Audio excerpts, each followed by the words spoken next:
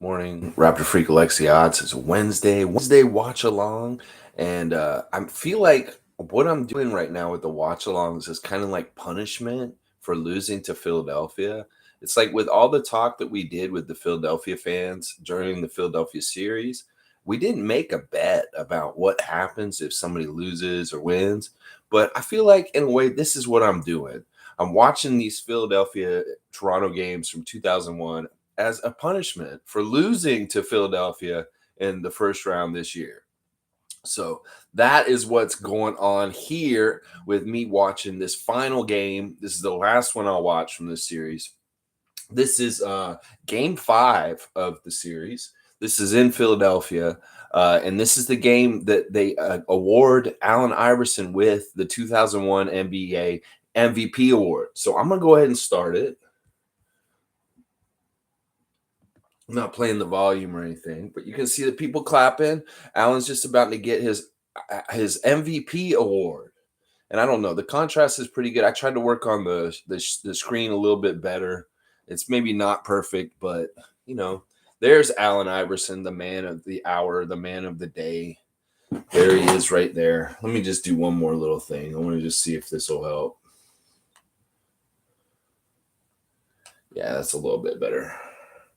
Okay, so there's all kinds of stuff. I'm not just going to talk about this game because there's a lot going on in current NBA stuff too right now. So there's news to talk about, which is crazy. It's really cool. There's Hubie again. It's Hubie and Dick Stockton once again calling the game. Hubie Brown, my man Hubie, just one of the greatest basketball minds. Dick Stockton was one of his best pairings. With him. Was putting that with Dick Stockton next to him. Those guys were a great team, very efficient at calling the game, doing a good job, all kinds of ways. So some of the news of the day is, all right, listen, this is a hot one. And some of my regular viewers are going to really love this news that I'm about to say right now. There's a certain individual that has been dropping Instagram stories about being here in Toronto this morning. Tom Duke, good morning. There's a certain individual that played for the Raptors last season who had to leave because of a suspension in the summer, and he's in Toronto today, y'all. He's got it all over his IG. He's in the six, and this may mean that it's been a year since he's been suspended. I am talking about Jalen Harris. That is right. Jalen Harris is in Toronto this morning. It says on his Instagram in Toronto. He's got pictures of the CN Tower, and I wonder what that means, whether he's showing up to meet with the team, talk to them, and maybe he's being reinstated. Yeah, Jalen Harris, Tom Duke. He's been on his Instagram this morning. He posted that he's in Toronto, and he's here for some reason. The funny thing about this is that Jalen Harris has never been to Toronto in his life, I don't think, until today. Because if you think about it, his rookie year, it was the Tampa year. So they played in Tampa. He didn't have to come here. And then last year, he was suspended and he was playing in Italy or something like that. So, yeah, he's here. Raymond's saying, but has Jalen gotten over his love for the cocoa? I hope that he's just like that bird with his cuckoo for Cocoa Puffs and none of this like other cocoa kind of stuff. Yeah, it's weird because, listen, I was reading more about his suspension, and to be suspended for a year, you can't, it's not like weed. It's not like if you're drunk. He's doing some shit, like some real drugs that got him suspended, like MDMA or PCP or cocaine or, those kind of drugs are what got him suspended and stuff like that. So, yeah. Tom Duke says some of your fans really like the guy's potential. Yes, people are on Twitter talking about how this man dropped 30 on Luka Doncic and how he's, he is a badass scorer and that we need to let this guy come back to Toronto because he is the kind of dude that can fill it up. And maybe he is this bench guy that Malachi is supposed to be. It's weird because in their rookie seasons, Malachi was ahead of him, obviously, because he was a first-round pick. Jalen Harris was a second-round pick. But they didn't really favor Jalen in any kind of way. He really got a year like David Johnson did this past year, where he kind of just came in, and at the end of the season, he had a badass, incredible scoring game a couple times, but otherwise he just didn't, do it. All right, here's Allen getting the award. This is Allen Iverson winning the 2001 MVP award during the series against Toronto. There's David Stern rest in peace, rest his soul, David Stern, as crazy and he was as the commissioner. There he is, holding it up high. MVP of the league in 2001, Allen Iverson. David Stern was actually the one who made the NBA in a lot of ways. He's the one under his guidance that blew up the NBA with his marketing of Larry Bird and Magic Johnson and Michael Jordan. And we owe a lot to David Stern, even though he was kind of a snake. He was kind of a weasel behind the scenes. He was not a nice dude in some ways, but on the outside and the things he did for the NBA, that was really good. So I like him. Yeah. Tom Duke saying, cuckoo for Cocoa Puffs, and addiction is beatable. Listen, I'm going to tell you right now, Jalen Harris, if you get a second chance for the Raptors, don't you fuck that up. You need to come in and play right and play good and do some stuff like this man right here, Mr. Allen Iverson. I mean, at any kind of level, if you can do some sort of scoring, like look at this guy, this lady. I think that's his mother. She's so happy. All right, let's see. Tom saying, I hope he can sort things out for himself in the Raptors if given the opportunity. I really do too. It'll be interesting to see if he's on our summer league and doing things like that. G saying, apparently Sergio won the Euro chip. Should look it up, but that's what I heard. Yeah, I heard that too recently, G. I did not note that. I probably should have, since he's a former Raptors assistant coach. This Sergio Scarliola is one Italian league championship or whatever league that he's in over there. He's only been gone for a year. So he's been gone from the Raptors for 1 year, and he's gone and won a championship in the place where he plays. That's fantastic about Sergio. Some more news and notes before we get to general NBA news and notes. Scotty Barnes, very interesting thing that's coming out very soon with Scotty. Scotty filmed something in Miami yesterday with Dwayne Wade, Tyrese Halliburton, Obi Toppin, and one of the best up and coming WNBA stars. I forget her name at this point. And what is happening with this? They filmed this thing called The Next 25. And it's basically they're sitting around a table, Dwayne Wade and the three NBA players and the WNBA player, and they're talking about what they envision the NBA and the WNBA will be like over the next 25 years when NBA becomes 100 years old.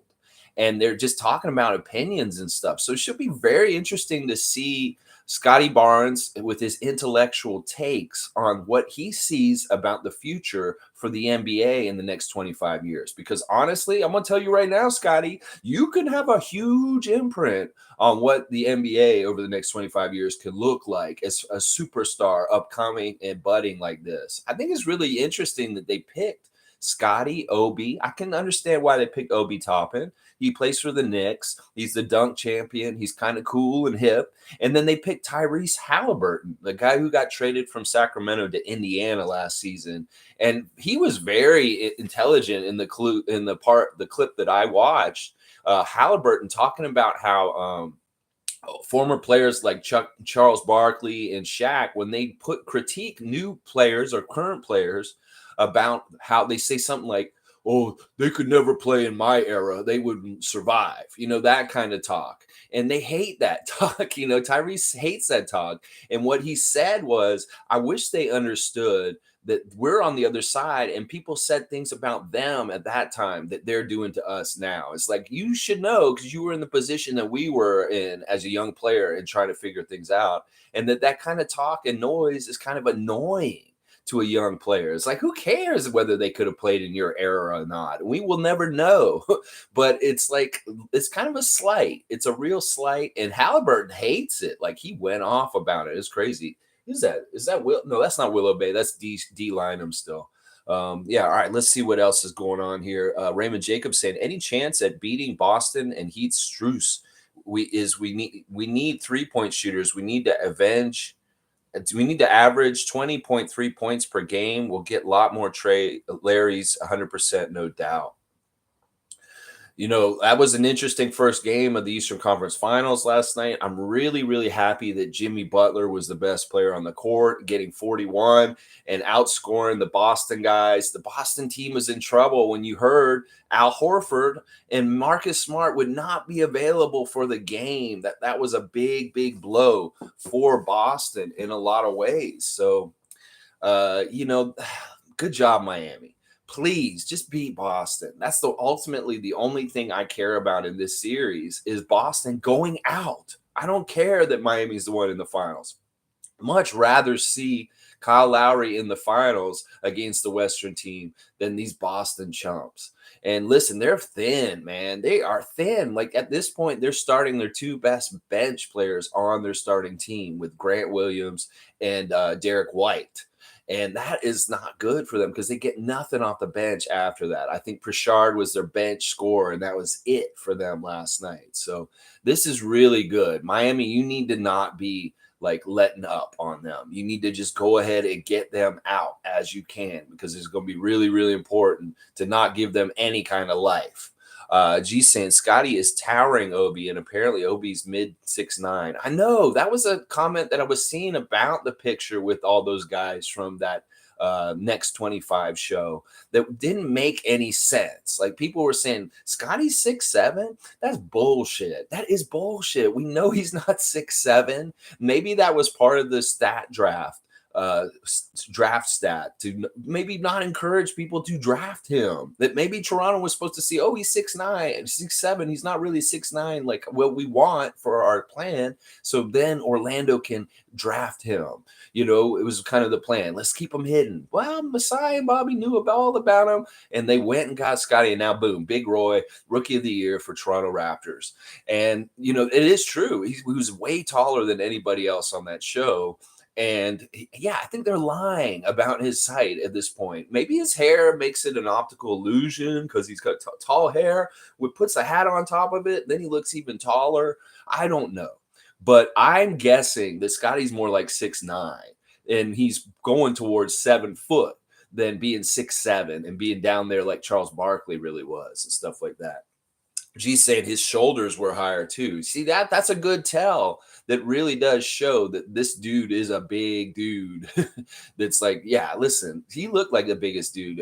Like, honestly, Scotty's a badass. And I wish the clip had more of him talking in it, the one part I saw. But the whole episode is going to be very interesting. It's an interesting concept. And Dwayne Wade is very interesting with his questions and just kind of who he is. It seems like he's kind of trying to be in a counterbalance to Shaq and Charles being so goofy and not professional, that Dwayne Wade is being really professional with his TV hosting career and things like that. Kudos to you, Dwayne Wade, for being that way. Because there's one point where he said, do you guys get upset when you hear Chuck and Shaq mispronounce your names? So like, yeah, I would. If I was like, well, we better make them know our names pretty soon. Jonas Valanciunas, OG Anunoby. That's what I am saying right now. These people, make them know their names is what the goal is when they mispronounce them and stuff like that. Tom Duke saying, I believe you once said that Grant wasn't the Celtics' best Williams. Boston would be champions with Robert. Yeah, I did say this in one of my rants that Grant Williams isn't even the best Williams on the team. And that's true. I really do still believe that Robert Williams III is a more valuable, better player than Grant Williams overall. But Grant Williams has been showing up lately. Like, listen, this guy has been carrying a lot of water for the Celtics with guys missing. So I can't diss him right now. And honestly, he was the baller that almost beat us in that really close game where we beat the Celtics that near the end of the season, where it was so frustrating because they were playing half their team. They weren't playing their best players, and we were still just barely beating them. And that was Grant Williams, I remember, messing us up that day. And that was no fun, really no fun. So also last night, y'all, they had the draft lottery. Draft lottery. That was fun last year. Draft lottery was fantastic because we were the team that actually won the draft lottery, because we went from like supposed to be picking 6th or 8th. I forget. It was something like that. And we jumped all the way up to 4th. Well, this year, Sacramento kind of had that action happen for them. Like they jumped up and they knocked Detroit out of the top 5. Poor Detroit. They just get bad luck, but they did get the number 1 last year. But the big story is that Orlando won the lottery, and that this is the 4th time in their history as a franchise that they've won the lottery and gotten the first pick. They did it 2 years in a row in the 90s when they got Shaq and Penny. And that was always fishy to me because, like, listen, you know, Orlando started as a franchise in 1989.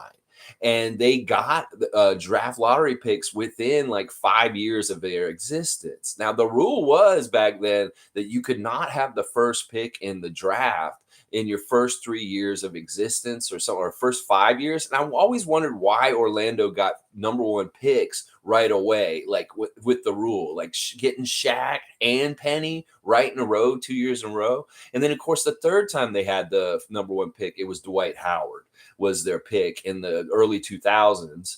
And now they're going to get their fourth number one pick of all time. I don't know who is projected. There's a couple different people I'm hearing, the Shaden Sharp, this Jabari guy, stuff like that. We'll see who Orlando likes and who they're going to take. And then once again, Houston in the top four of draft picks, once again, like they were last year with picking Jalen Green. They're going to be picking in the top four as well. Sacramento picking fourth, and I believe Houston's picking third. But in Oklahoma City is picking second. So, yeah, that's how it all goes. And the Lakers, they lost their first round pick, even though they were in the lottery. I'm sure Laker fans were watching the lottery. Excuse me. They were going to lose their pick either way. So I don't know why Laker fans would be excited about being so bad to be in the lottery, because that pick went to, I believe, let me look at it real quick. It went to the Pelicans. The Pelicans ended up getting that pick, and if it had gone past the 10th pick, then it would have been Memphis's pick. So it's like there's no way they were getting the pick either way, the Lakers nation. So they were kind of maybe we'll get some picks or something like that. I don't know. But yeah, very interesting lottery last night. Kind of just went the way it was supposed to, with Sacramento getting some luck last night, and Orlando, I guess, also getting luck, getting the first pick of the draft. Now let's see what's going on in this game. There's Allen in the open court, tearing it up. Boom, that hit that shot. I don't remember if this is a 50-point game for him or not. I should have probably looked at the box score before I did this. But like I said, this is game 5 of the Eastern Conference semifinals. Toronto at Philadelphia, Allen Iverson, Vince Carter series. And this is a game that Philadelphia wins. This is a game that Allen Iverson gets the MVP for the season at. And like I said, this is my punishment for us losing to Philadelphia. I'm watching these games and just kind of, watching them, but kind of not really, just kind of having them on in the background. So that kind of thing. But yeah, instead of, eating a Philly cheesesteak or some Philadelphia cream cheese or something like that, I'm just watching the series from this in the Retro Raptor Watchalong. So, yeah, really exciting, interesting news this week with Jalen Harris being in Toronto this morning, Scotty Barnes being on a really cool new show with Dwayne Wade. And also I'm hearing that Brittany Griner in Russia is getting closer to being released, that there was actually official word that came out yesterday that they are actually working to help get her out. Adam Silver and the NBA is working hard to do it, apparently. It's like we haven't heard anybody talking about it, but apparently the NBA has all along been trying really hard to get her out of there with the WNBA. So that's good. Any kind of progress with that is good. And then in general, in the Ukraine war, it sounds like Ukrainians have pushed back the Russians in Mariupol or whatever it's called. And that's good. There's good developments going on with the thing. All right, Raymond Jacobs saying, if Jalen comes back, then who goes? Svi? Flynn? I don't know, Raymond. I think this is going to be the kind of thing that this is what's going to happen this summer. All these guys are going to come into our summer league and training camp, and they're going to have to earn spots, and there's going to be cuts. And I'm going to tell you right now, if Svi doesn't show up and play way better or show some sort of consistency and capability, then he's gone. And I'm pretty, you know what Summer just said? I think that's what's going to happen right there. Is honestly, I think that his contract, it's a player option year this year. And he's like, oh, I'm going to take my player option and stay. And then like Summer says right here, they can buy him out. And I think that is probably pretty likely. He was fairly useless this past season, which is too bad because he showed a lot of promise. I had a lot of big ideas for how he could help us during the season, but he just didn't show up. When he got his opportunities, he failed. And he did it consistently. If he did one thing consistently, he failed consistently during the season. I hate saying that, but that's just me being honest and critique. Is that the way I was looking at him is like, all right, look, this guy's got to play really good defense, and he's got to hit his open shots when he gets them. And he did not hit his open shots. The defense was pretty good for most of the year, but the open shots was horrible. Like, that is your one thing you really needed, was your bread and butter open shots. We needed you to be that dead eye scorer, 3-point shooter off the bench, Svi, and you did not provide that for whatever reason and whatever it was. I'd hate to think that it was because you were worried about your home country. I'd hate to think it was because you had personal issues in your own life or whatever was going on. But to me, you regressed as an NBA pro this season. And we don't have any place or time for people like that on our team. You have to be working hard and on your way up, because if you're not developing and getting better, then see ya, it's the door. And that's basically what it is. Summer Lowe saying Svi should have been our Niang or Strus. Yes, exactly, Summer. That was the role we needed from him. And if we're going by the Strus rating, Strus is number 1 on that rating. And then Niang and then Mahalik is somewhere down underneath those guys. You know, that's exactly the role we needed him to play. Summer Lowe saying also Banton has a partial guaranteed, I think. Banton, well, the thing with Banton is that he's under a rookie contract and he is a second-round player, so he gets an official 3-year contract. So he's under contract with us at least until the end of next season. Not even this next season, but the season after that. So I don't think, listen, Banton's not going anywhere. I'm not worried about Banton's security, because if they'll find a way to stash him in different places. You know, he may play a lot in the G League again this season also, but I think that he's going to have a place on this team and really develop into a real role over the years. And that his path may be similar, not as high as Pascal's, but very similar to Pascal and Fred's, as going through the 905 to becoming a regular rotation player. And I'm not going to say that he'll be a starter, but he'll be at least a good rotation player. That's what I think. So I don't see him going anywhere. But the people that are in really big trouble are the 3 guys, Svi, Yuta, and Malachi. Those are the 3 guys that I wonder about. But I know Masai's also tipped his hat that Malachi's in the future plans. So we shouldn't expect Malachi to not be on the team next year. He shouldn't definitely be on the team next year, because Masai is already talking about how he expects certain things from Malachi. So this is an important summer for him to really show a leap and bound with his game. And if he can get that much better and earn some more time, and now it's going to be tough. If Jalen Harris is showing up in Toronto this morning and all of a sudden he's a part of the Raptors' plans this summer also. So that should be really interesting to see why Jalen Harris is in Toronto today, and if he is going to be on our summer league, and if he's going to be in our training camp. Some are saying Banton is not on contract for 3 years, you're thinking. Oh, really? Well, that's interesting. That's normal with like the rookie contracts, that they all just kind of, maybe they're like 2-year contracts with the third option for the team. That may be what it is. It could be that. Okay, they don't get 3 years. All right, Summer, you probably know better than me, just because I don't pay attention to really fine details and stuff like that. All right. Well, listen, I don't think that they'll if he shows good progress, he should be fine. I mean, the physicality of the guy with his structure, his body structure is just really good, like with the skills and stuff. So I don't think that they're, I think they'll hold on to him. I really do. I mean, it's not like this kind of thing where it's like, listen, we want to put Dalano on our team just to be like the first ever Toronto man on the Raptors.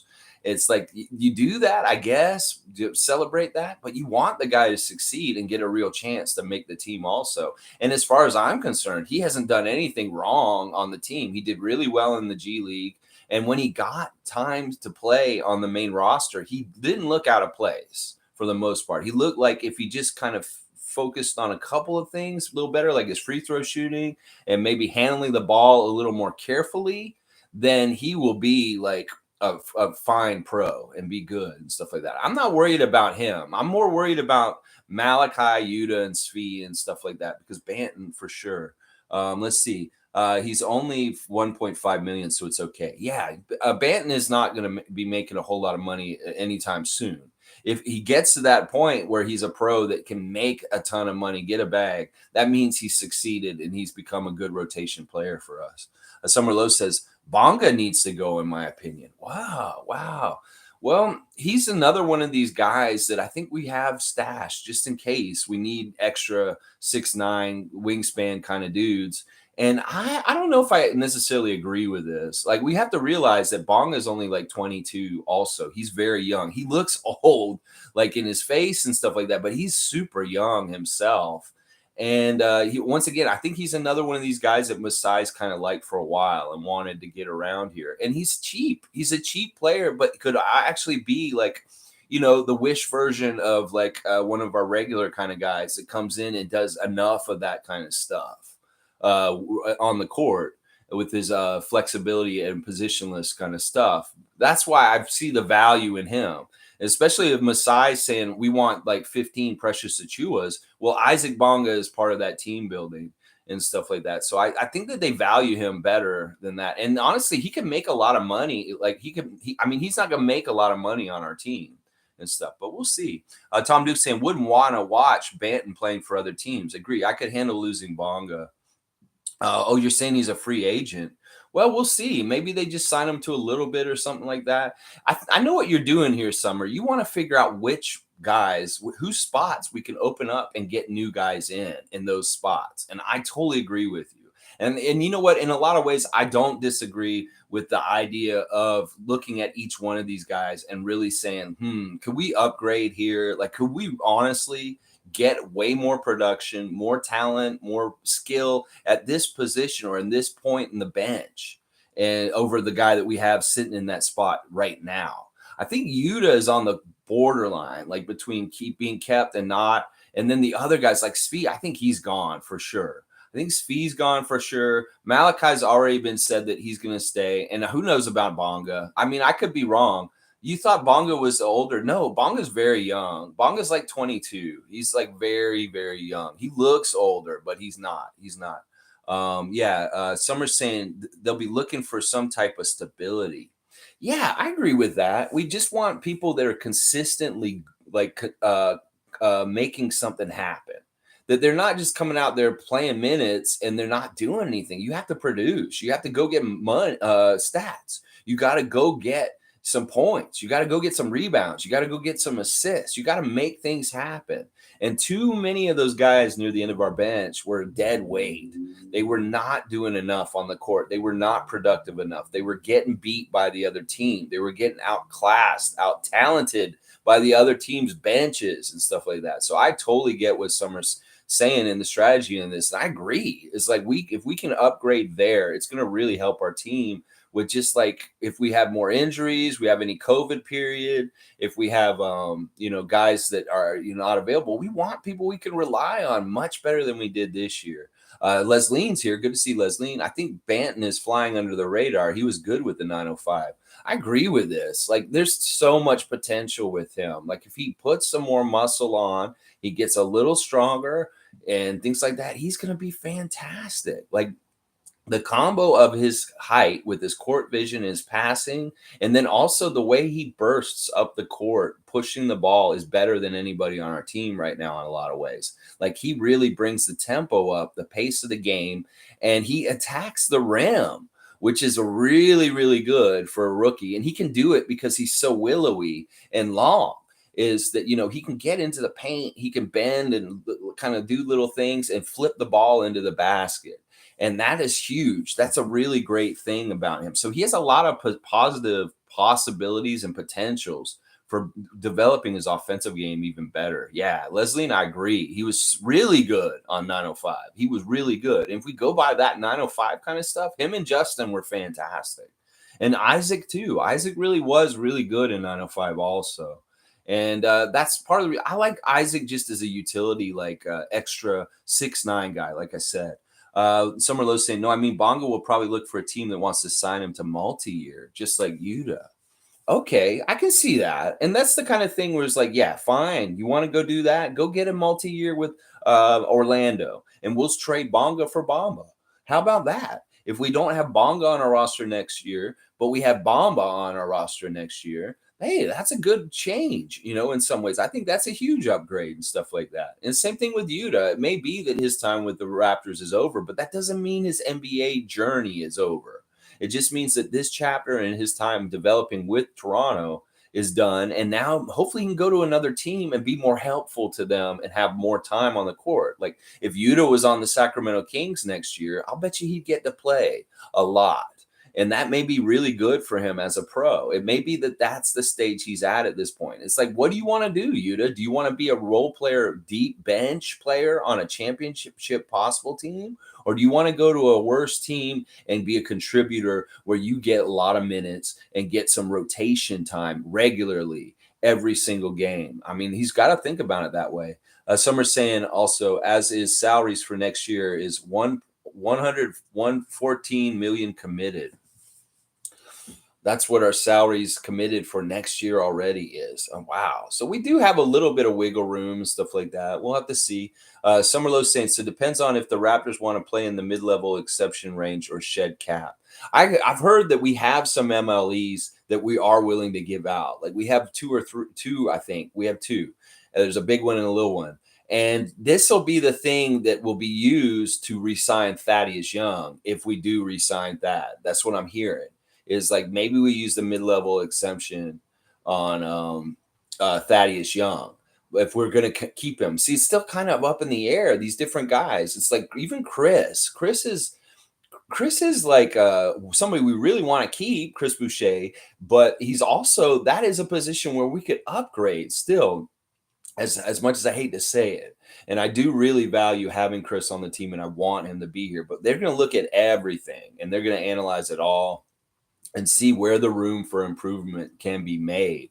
Now, watch some more of that. Chris Boucher had an extra bonus part where he talked about the funniest moments with his teammates. Oh my gosh, that was hilarious. I love that kind of content from Chris. And when he's talking about the funniest moment with Fred VanVleet, the funniest moment with Malachi Flynn, the funniest moment with OG. Some of the stuff that he said was hilarious. And maybe he shouldn't be talking about it because it's kind of breaking locker room code. Because there is a particular like code on NBA teams where you don't bring the private locker room kind of laughs and fun out into public. But Chris was talking about it all this week. That's a really funny clip, the extra hustle play episode that came out a couple days ago. I know that's why you guys were talking about the Kawhi Leonard meeting Nick Nurse and Chris Boucher thing the other day. I was like, why are they talking about this? And then I found the clip finally. I watched it. Really interesting. All right, let's see.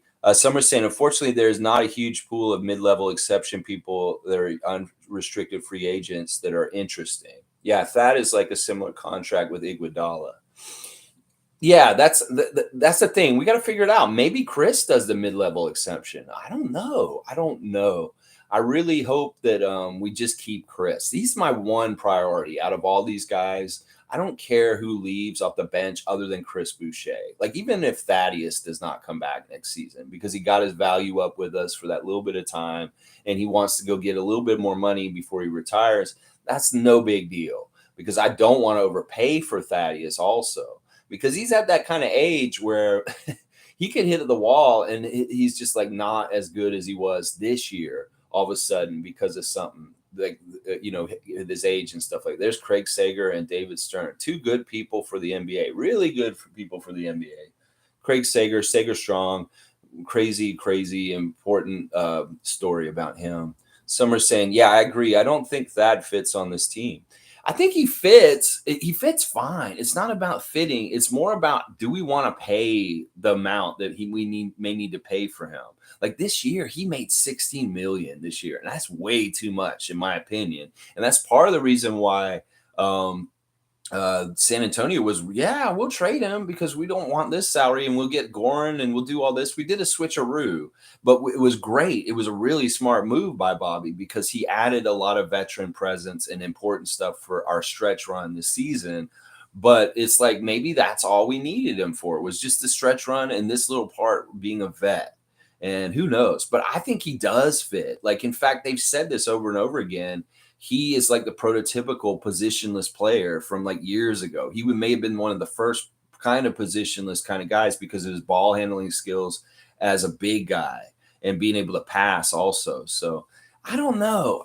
It's really if he's too expensive to me. Like if he wants, because he's unrestricted. He can go get whatever amount from whoever he wants and stuff like that. So Leslie's saying, I think Toronto should bring back Serge or Pirtle. as a big man. They already know the system. There's a lot of people talking about Serge since Milwaukee got put out and trying to talk him into coming back here. I'm going to tell you guys right now, we don't want Serge Ibaka back.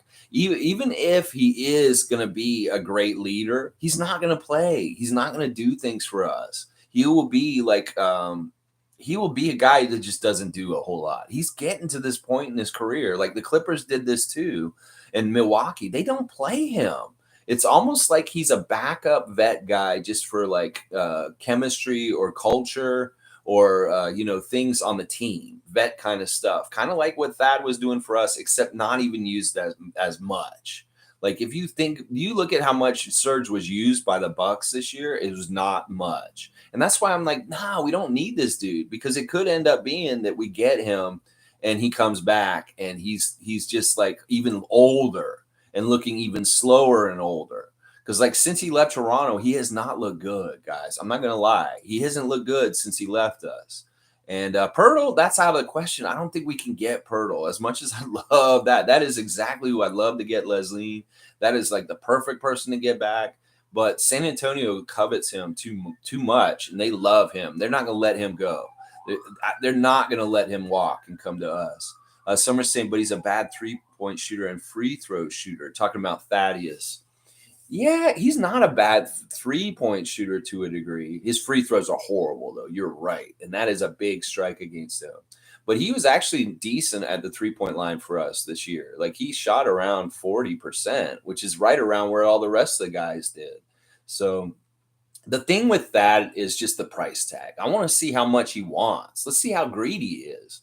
If he wants to come for a small contract, he's worth it. Trust me. If he wants to come for maybe half the money he made this year, like if he comes for like $8 million or $5 million for 1 year here in Toronto, sign him, bring him in, because he'll continue to do that great vet mentor stuff and being, just a good, steady and calm kind of person on the team in different ways. So it's really the price is what is the price going to be? And if Thad Young is over like a certain amount, I'm gonna be like, no, pass, walk. Don't do that. You can put that money into somebody younger who's may still have some veteran years also and is the right balance and stuff. Because the thing is, like I said, with players like Thad and Serge, they hit that wall fast. They hit a new physical wall in their age. And then then you're on the hook for paying them a certain amount of money and they're washed. They're not good anymore. And there's so many players like that, like Paul Millsap. That's another one right now is when do you see Paul Millsap play? But everybody's saying, oh, get Paul Millsap. But why do they not use him? You got to wonder that. It's the same thing with Serge Ibaka right now. They're not using him because he's a little bit washed to a degree and stuff like that. So, but it's very interesting. And then the developments this week with Ayton are very, very intriguing. But that would mean if we were going to get DeAndre Ayton, this would have to be a sign and trade. And it would be like Phoenix would sign him to a contract. It'd be similar to what we did with Lowry last summer. And then we'd have to trade a very good big piece back towards them and get Ayton here. So they're really screwed up in Phoenix. Like I don't think that Ayton's going to be able to come back no matter what. So, because it's just, there's too much of an apart. Like obviously Monty Williams and him do not get along. And he's actually been a problem. It's so funny because all of the fucking press in the last couple of weeks leading up to this and all season was talking about how great the chemistry is on the Phoenix Suns and how they have their rituals before the game where they jump around and dance and hoot and holler and stuff like that. And now we see what happened in their elimination game. Their starting center had to be benched because he said something to the coach and pissed him off. And he said, this is internal. And basically what he said is like, you gave up on us. It's like Ayton yelled at, I think it was either Chris Paul or Devin Booker, and said to them, you gave up on us. You fucking gave up on us is what he said. And then Monty benched him for the rest of the game. Is what he did. That's what happened. It's crazy. Summer's saying it's funny how Sixers, Jazz, and Suns franchise are in complete shambles after one playoff run. I know, Summer. It's crazy. Because this is like the Three Little Pigs. What did you build your house out of? Did you build it out of sticks? Did you build it out of brick? Well, we built our house out of brick and it's good and solid with a foundation with really good people, sound places. And even when you have tough times like Tampa or, the bubble or whatever, you weather through it and you continue to persevere and get through these tough times. Whereas like tough times happen on other teams. And this is part of the reason why I have a red flag for DeAndre Ayton coming to the Raptors is what happens in that foxhole when things don't go right, when all of a sudden you're doubled up against the Dallas Mavericks and Luka Doncic is killing you and you're down 35 to 70. What happens? What is the character of your team at that point? Do they start blaming each other? They start pointing fingers at each other? Well, that's what happened. And that's what happened with DeAndre Ayton. And that makes me worried because one of the things the Raptors have said all season is that we stuck together. And when we've had games like that, those two games against Detroit and Orlando in a row, when we got beaten by the two worst teams in the Eastern Conference, we stuck together. We didn't turn on each other. We didn't start pointing fingers at each other and stuff like that. And that's really important. And that makes me wonder if Ayton would do that on another team, if he went to another team. If things start going bad, what is he like when it's really tough? Is he going to turn on his team then too, is what I'm saying. So I agree. Summer, it's like all year, these teams were like so badass, especially Phoenix. Their fall has been epic right at the end. This playoff here has been absolutely epic. The fact that like they were number one all season. They had this amazing record. They had their best franchise regular season record in the history of the Suns. And this is the outcome they get. And this is where they're standing at the end of it. That's really crazy. And you're right. There is some shambles definitely with those three teams. The Sixers are absolutely in shambles and like they don't like their future that's ahead for them. Daryl Morey says we're going to keep Doc Rivers and we're going to try and keep James Harden also. And Sixer fans are like, they're like this. They're not excited about it. And then Utah, what a mess. Like, who knew that all their mid-season trades, like losing Joe Ingles, I keep saying this, that was a fucked up, stupid thing to do because he was kind of like their heart and soul and leader in the middle of everything. And, that they've just fallen apart. Like, they don't even want their franchise guys anymore. They're shopping Rudy Gobert and Donovan Mitchell around. Like, what is that, Utah? You guys were on the up and up and really looking better and better year after year. And now all of a sudden you're just like, we might have to strike it all down and start all over. So yeah, this is really good. Like, for the Raptors, this is how we build. We build and we're fluid. So it's like we don't I don't know how to say it exactly. It's like if we're going to invest a big money purse on a player like Pascal or Fred, we're going to make sure that there's somebody that's not going to mess around with us. But otherwise, we're fluid. We'll let go of dummies like Kawhi Leonard. We'll do things like that. We'll make those tough decisions, and people will be like, well, why didn't they do this or why did they do that? It's all part of the plan. And that's why we trust in Masai and Bobby and what they're doing. And that's why our franchise is doing really well. Even if, we go out in the first round, it's like, listen, we weren't supposed to be there. This is a development year and we achieved. And that's why we're on the up and up. But you're right. It's like those three teams are in really bad shape all of a sudden. And if you'd asked us 3 months ago which teams would be in shambles right now, I don't think those three teams necessarily would have been on the list. Although James Harden was involved, so it could have been with the Sixers. Summer's also saying, I think the Raptors are trending up even though they lost to fraudulent Sixers. Yeah. And I think that your description of them being the fraudulent Sixers is apt and true.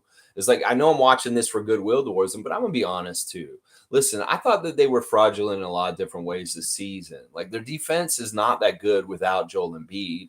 And honestly, they're too unathletic overall on their team.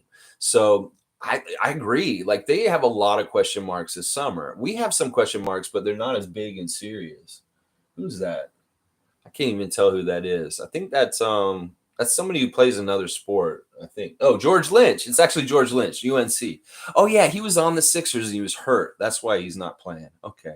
All right, let's see. Add other teams like Orlando, Houston, Detroit are reloading with high draft picks again this season. I think the Suns fell apart without Ayton, though. They will probably re-sign him. I don't think they will, Summer. Like, I really don't. Like, this is the thing. They kind of tipped their hat to him already that they did want to keep him when they didn't max him out last summer, and extend him. And this whole season, DeAndre Ayton has been disgruntled this whole season, even though they won so many games. he was not happy that they were showing investment in people like Mikal Bridges and Devin Booker and Chris Paul and not him. And that this blow up right at the end of the season, it really kind of signifies his disgruntledness of not getting that extension earlier and sooner. And the way the Suns did it made it seem like they want to be able to cut bait with him and just let him go. Just like, woo, no, all right, you're gone. There's something about him or something that doesn't work with the Suns. And that I really think that they're going to let him walk. That it may be that he's a restricted free agent, but it may be that they don't try to match an offer that he gets from another team. I really do think that he's done there. I think that part of it is too that like Monty Williams, since they lost, has said he hasn't talked to him one-on-one since. So they haven't fixed anything. So I don't think it's going to happen. I think that that's irreparable. If Ayton's on Phoenix next year because they fix things or something like that, great. But to me, the writing's on the wall and that he's on his way out. I think he's on his way out. What's the other thing you're saying? You're saying other teams like Orlando, Houston, Detroit are reloading with high draft picks again this year. All right. I want to talk about why I don't value high draft picks. And I'm going to do it right now. And the reason why is because of places like Oklahoma City, places like Houston, places like Philadelphia, places like Detroit. These teams have gotten high lottery draft picks year after year after year, and you can have a whole bunch of young, good, talented studs on your team. But that's not the way to build your team with balance. If you have too many young players, like too many, and they're all fighting for times, and they all kind of, it's like you get a bunch of bananas, and they all ripen at the same time. You can't eat all of them at the same time. You're like, oh, crap, why can't they ripen at different speeds? Is because all these young guys for these teams are going to all have to get paid at the same time when their rookie contracts come up. And they have to decide which ones they want to keep and stuff like that. That's why I don't agree with this Oklahoma City stockpiling draft picks. Because honestly, I don't understand how that works. It's basically like you're becoming a very beginning of your career farm system for good players to go to other teams. And that's really what the Thunder have been over the last 10 years. You think about it with Harden, Russell Westbrook, Kevin Durant. These guys all started there and got their early time in. And when they were about to get paid, they walked and they went other places. So I really feel like that Oklahoma City and Orlando and Detroit are still like that they're kind of like early career farm teams. And then any of the good players, if they don't re-sign them and keep them, they walk and they go to other places and they expand their game and get better other places. So I'm not going to believe this. Like already Orlando fan is putting them in the top 6 in the Eastern Conference for next year. I don't believe that shit. They're nowhere near being a playoff team next year. Even I don't believe this. They can have Franz Wagner. They can have Jalen Suggs. They can have the number 1 pick in the draft this year. But I do not believe that Orlando will be a playoff team next year for sure either. And, the other ones, it's like Oklahoma City. I don't think so either. Like they're too young and too inexperienced and too hungry amongst each other. And they don't necessarily fit together because they're all just young dudes, just kind of go out there and play kind of thing. Now, Detroit's a little different. I could see Detroit jumping into the playoffs next season because they have a good basis to jump off from this season with Cade in his rookie year and people like Beef Stew. And they have a couple of really good young players that actually do fit well together. So Detroit is the one team that I could see taking a leap out of that group that you just mentioned. And the other ones, I just don't see it. Orlando's going to be garbage. They're going to be garbage continuing. Houston will be garbage still. Like they have no semblance of organization in their team right now or any kind of idea what they're doing. And they're kind of the same to me, Houston and Orlando. All right, let's see. Some are saying Utah fans are just delusional right now. They want Pascal and OG for Gobert. That is major delusion. Like Utah, you guys want to get rid of your big albatrosses around your neck. Rudy Gobert being a huge albatross. Yeah, you're not going to get good value back for him because you're desperate and you want to make the move. We don't need that move. We don't need to make that pick. So you better really sweeten the deal. So you can't think that you're going to come and rob us, Utah fan. You're crazy if you think that. We don't need to make no deal. We could stand pat this summer and just do a couple of free agency things and get a draft pick at 33, and boom, we'll be fine for next season because we're ready to go with development with our core already. And we don't have to do shit. You're the ones who are trying to pull the trigger. You better bring a good sugary deal to us, something that's really, really nice if you want us to even consider it, because we don't need to do nothing. And y'all are the ones that need to do something, apparently, and stuff like that. So yeah, they are very delusional. And I think you're right, Summer. That's an insane idea. There's no way we would trade Pascal and OG for Gobert. Just two guys like that for that dude. No way. Some are saying if they don't re-sign him, they lose him for nothing. They probably re-sign and trade him. Yeah, that might be what they do and stuff like that. You know what? Even when you say, people say, oh, they don't re-sign him or they let him walk and they just lose him for nothing. I don't believe that's true, though. It's I understand that, yeah, technically you're not getting anything in trade for him and he's just going and signing some money, but you do get something. You get a huge part of your salary freed up and you're able to have more flexibility and freedom to do something in different ways. If he's not a part of the plan already, then letting him walk and not getting anything for him is not necessarily a loss or a mistake is what I'm saying. It's this is something that teams have done many, many times throughout the history of the NBA. They just let somebody walk and they use the money for something different. And I think that could happen, but it could be also what you're saying, a sign and trade, just so they do get some value for him. I know it's weird because they're saying, oh, they put all these years in him and stuff like that, but that's the value you get from him. You may not get anything after that. You may just get the time served on the court, the minutes played, and then you let him walk and boom, well, it's just changing the look of the team and we need to allow for flexibility. But it could be that they have assets that they like from other teams, and that's when a sign and trade could become valuable because then they can go and get maybe something better or easy that they want that wasn't a free agent, something that was under contract on another team. So I think you're right that it will probably end up being a sign and trade, but I don't think he'll be in a Suns jersey next year. I really, really don't. Tom Duke saying Ayton had his coach accuse him of giving up in that last game. Not good. Yeah, was it Monty saying that to him, or was he? I thought he was saying that to Monty, or no, he was saying that to one of the other sons. He was pissed off at one of the scoring sons, like Booker or Paul, and saying you gave up on us. You're not trying out there. And I don't remember exactly who said it, but somebody said somebody gave up, and then he got benched.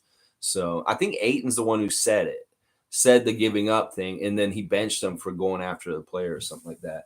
Some are saying it's just amassing assets and being able to use them wisely. You don't have to eat all the bananas. Yeah, exactly.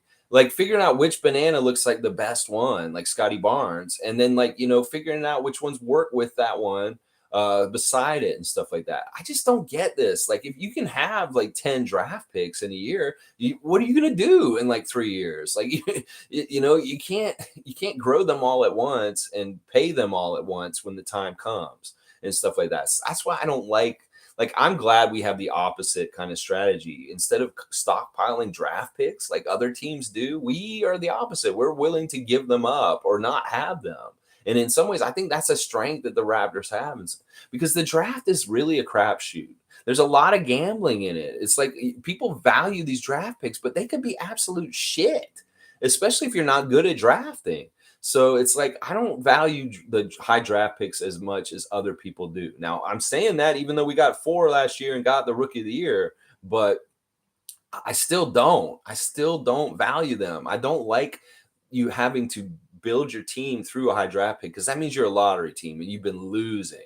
And you don't want to be a lottery team and get in the lottery like last night, like we did last year. That was not good. But if that's the 1 year where we have to do it, we get Scotty Barnes, rookie of the year, the best player that's probably going forward the next 10 years. Well, hey, all right, that was a good year to be in the lottery. But I still don't agree with that. There's so many teams that are in the lottery year after year and they don't get anywhere. It's kind of like they're just treading water in the same place and stuff like that. So Leslie's saying, I agree that high draft picks are overrated most of the time. It doesn't work out. Yeah, it's you can have a number 1 pick like Andrea Bargnani and look at how it worked out overall time. I thought he was a success, me personally. But a lot of people will look at that and saying that wasn't worth it. That was kind of a bust. That, you could have done a lot of different things with that pick. And they're always a gamble and stuff like that. So Yeah, I'm more about sure bets. I'm more about like a player that's from international that is like or already proven and put in some work and is coming here because Masai found him and he wants him to be here. Somebody like Matt Thomas a couple years ago, stuff like that. Even though Matt Thomas is a good example, but those kind of ways of finding new players is in some ways better and more challenging and more interesting because you get something from nothing. That if you can mine gold, not just from the draft, but from free agency overseas and people are kind of like, oh, I didn't realize this guy was doing so well in Italy or something like that kind of stuff. All right, let's see. Summer's saying yes, but those lottery teams are still in a better place than the Knicks, Utah, maybe even Suns. I wouldn't say the Suns. I mean, you can't go from the best record in the league to that. I think that they're still a good playoff team, no matter what. Even if Ayton leaves, even with all the dissension, even with them losing, this is still a top Western team, the Phoenix Suns. But the Knicks, all right, some of those lottery teams, nah, I wouldn't say that they're better than Utah or Phoenix, but maybe the Knicks. The Knicks are kind of similar, but I don't think that Orlando's going to be good this year. Even with the number one pick, I don't think they'll be good this year, and I don't think Houston will be good this year. But like I said, I could see Detroit being better this year and stuff like that. Some are saying, well, Memphis kind of just had a few really good draft picks in the past couple years, and that catapulted them to second seed. Yeah, yeah. And you know what? It's kind of managing things and really, but once again, they have a glut of very young players that are all going to need to get paid. Like Ja Morant, Desmond Bain, Triple J.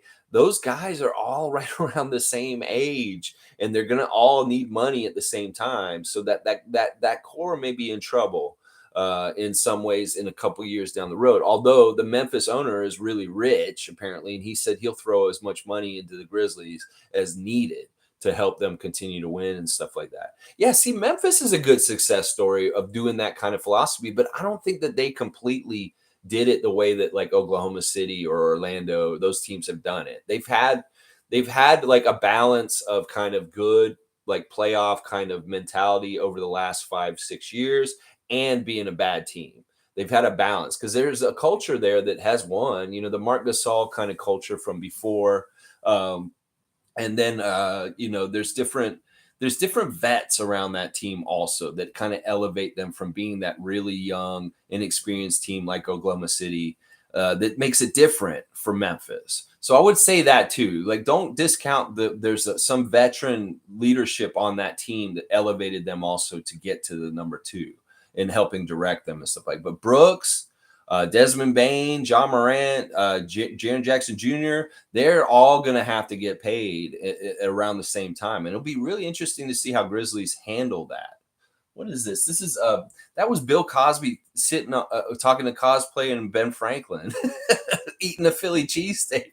Boy, that hasn't aged well. They had Bill Cosby just do a segment at halftime with Ben Franklin cosplayer from our Real Raptor mascot matchup. Look at how young Charles looks. Holy crap. Look at how young Charles looks. This isn't that long ago. What is this, 20 years ago or something like that? Charles looks like a baby. Oh my gosh. All right, let's see. Leslie saying, I would rather find a diamond in the rough. Some of our best has not been number one picks. Yeah, Pascal. There's different guys that you can get in different places. Look at Doc. Doc's coaching the Magic at this time. Oh man, his hair's not gray yet. And then Doc Rivers highlights from when he played. Oh man. But yeah, I'm all about finding the diamond in the rough. That's why I'm really intrigued and interested in the 33rd pick in the second round for the Raptors. One of the people I'm really interested in possibly getting is Leonard Miller. We're talking so much about this young Canadian player and his prospects and stuff like that. He is projected to possibly get drafted right around there. And that if he's available at 33, it'd be interesting. Maybe the Raptors will take Leonard Miller. There's two different things that people are saying we need with that draft pick on this channel. Some of us say we need to get a center project, somebody like Kai Sotto, Kofi Kingston, or what's his name, Christian Coloco. One of these kind of guys. John Butler Jr. is another one. Or do we need to get just a really good shooter? That's the other thing that people on this channel have been saying is like, we need to get a dead-eye shooting guard, small forward, slasher, somebody who has a really good three-point shot and that can be counted on right away for that coming into the NBA and stuff like that. So those are the two things we're kind of looking at 33. And that's where we're going to get a diamond in the rough this year, is at the 33rd pick. And we're going to have to see who Bobby Webster selects in the draft. I'm really kind of actually excited about this because it'll really tell us what they're thinking about for next season when they draft. I hate when they draft small guards, though. I do not want to see somebody get drafted under 6'5". They have to be, if they're going to be a good shooter, they're going to have to be over 6'5" in my book, 6'5" or above. And I do not want to see any small guards like Jalen Suggs, they were trying to push on us last season. None of that kind of stuff. So Raymond Jacobs saying, who would you trade for 40-point superstar Jimmy? Laugh out loud. 40-point superstar Jimmy.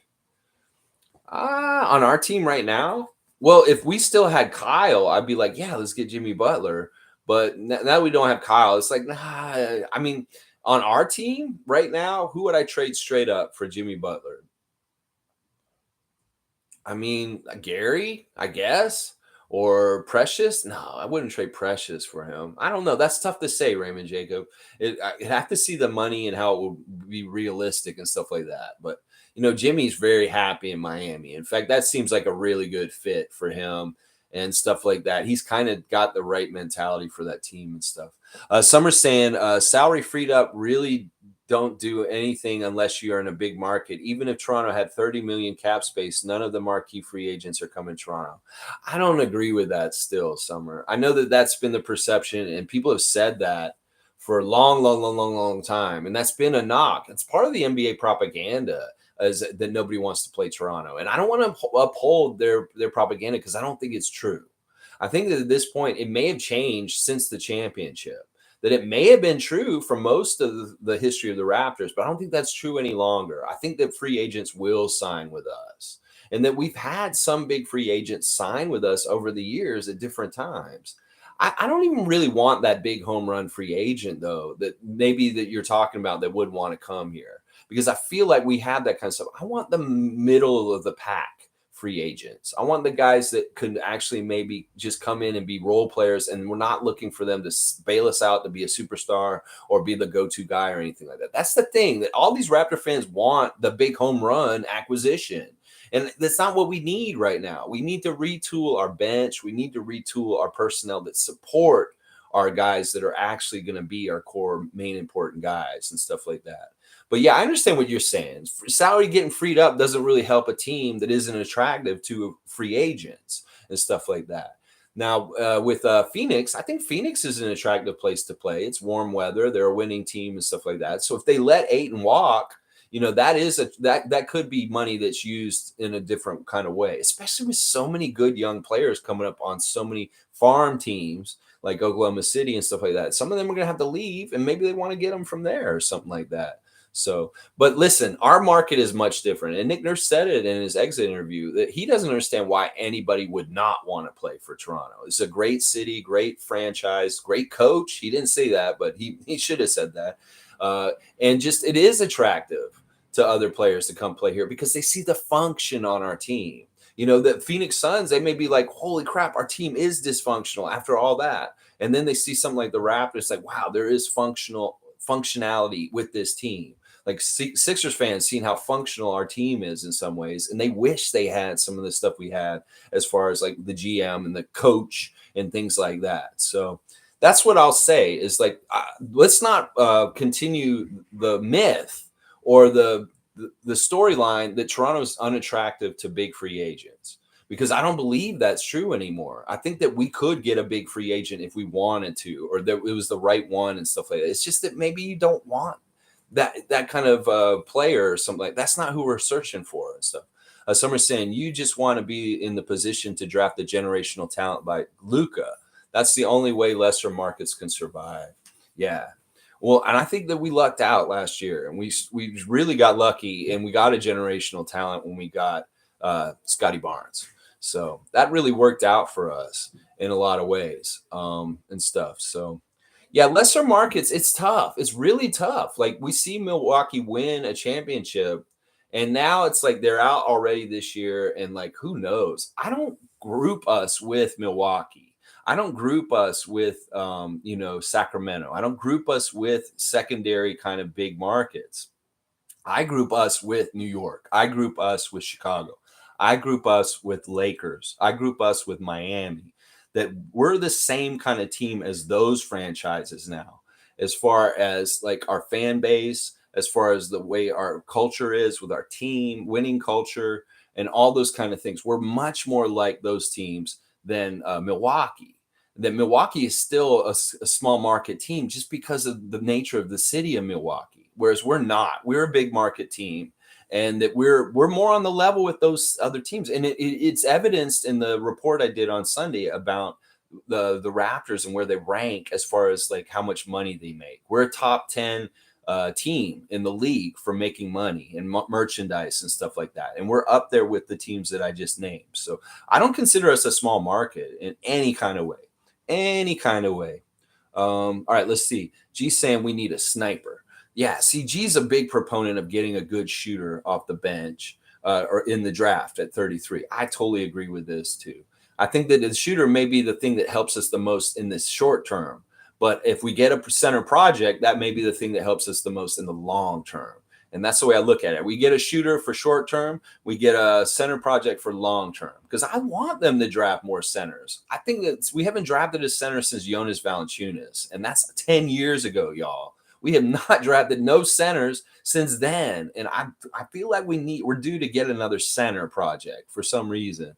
Let's see. Some are saying, I just hope they don't draft someone because they're Canadian. Yeah, I was wondering about that last year with Delano. But I was like, you know what? He actually is a really good talent and a really good prospect in a lot of ways. So it kind of fits and stuff like that. But I agree. We shouldn't do it just for favoritism. Shouldn't do it if he's a less talented than somebody else that's available at that time and stuff like that. But it'd be great if we could get another Canadian and it does fit at that time. Like Leonard Miller has been projected in the 20s in the first round. If he falls to 33, that may actually be good value at that point because he got that far. And I know he's a high school player and he hasn't played in college or anything like that, but still the skills, the physical skills, the body that he has is very intriguing and very interesting. G's saying apparently Raptors are working out Jamal Binermi. I don't know that name. That'll be somebody that I'll have to go look at. Some are saying there's a Korean player that looks interesting. Yeah, that's Kai Sotto. He is very interesting. The thing about him is he's 7'1" and he plays like Luka. But seriously, like he has a very similar kind of style as Luka Doncic, like as far as the way he attacks and slashes and shoots and rebounds and stuff. I watched a lot of Kai Sotto recently, and he is very, very intriguing and stuff like that. I'd love to get him at 33. He would be a great pickup at that time. I don't know if he'll last that long, or if he's even like in some ways, I don't even know if he's on draft boards, because this is the thing about him that's different. He's not coming from college. He's coming from the Australian Professional League. And a lot of the people over here may not know much about him, the people that are scouting and stuff like that. And that's the thing. Kai Sotto could be this dude that just comes in from Australian Professional League with Trevor Gleeson as one of our coaches and stuff like that. He can help translate him into the NBA and the differences between the NBL there and the NBA here, and make that transition easier for Kai Sotto on the Raptors. So, hey, I'd love to have a 7'1" guy who has guard skills with the ball. That's what I'm saying. That's that dude. That dude looks very interesting. Some are saying, yeah, I'm not saying all players don't want to come to Toronto, but it's not just Toronto. Smaller market teams generally have a hard time getting free agents. Let's be honest, though. Yeah, I hate that. It's like the thing to me is that the NBA really wants haves and have-nots. They really set it up like this, like whether it's Boston and the Lakers and their whole tier of haves. And then, there's teams that they want to be have-nots. They wanted us to be a have-not, but we made it so we have to be a have. We have just forced it on them. If they had had their way, we would have been the purple dinosaurs for the last 25 years and just sucked and been like expansion Raptors this whole time instead of developing a real winning culture and doing things like that. Yeah, they would have treated us like these small market teams in different ways, but they can't. because we did the work and we put in the time and we've had the success, and they can't do it anymore. So yeah, I agree with what you're saying too, to a degree. There is a certain percentage of superstar in the league that probably will never play for Toronto for some reason in their head, because they have a certain mindset about things or something like that. And that's always been the case in the NBA. And there's nothing wrong with that. But we will find the guys that are open-minded enough and smart enough to come here. Because once again, I'll say this, number one reason why it's attractive to play in Toronto as a free agent is that we develop players to get better, and then they end up making bigger contracts. So people see Norman Powell come to Toronto and play for Toronto and see what he became and the money that he's making now. Then we're like, that's very attractive to me.